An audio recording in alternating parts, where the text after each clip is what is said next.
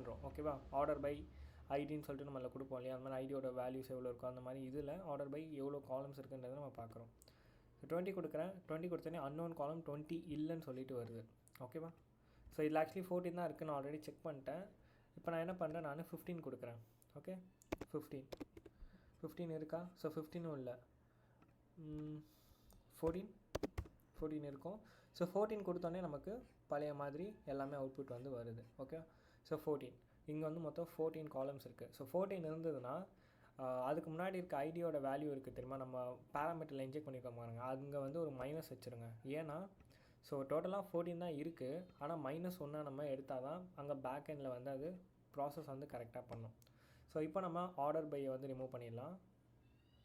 Order by ஃபுல்லாக remove பண்ணிட்டு அதுக்கு பதிலாக யூனியன் ஆல் செலக்ட்னு சொல்லிட்டு வரும். ஓகேவா, இதில் நம்ம வந்து என்ன பண்ணணும்னா எந்த காலம்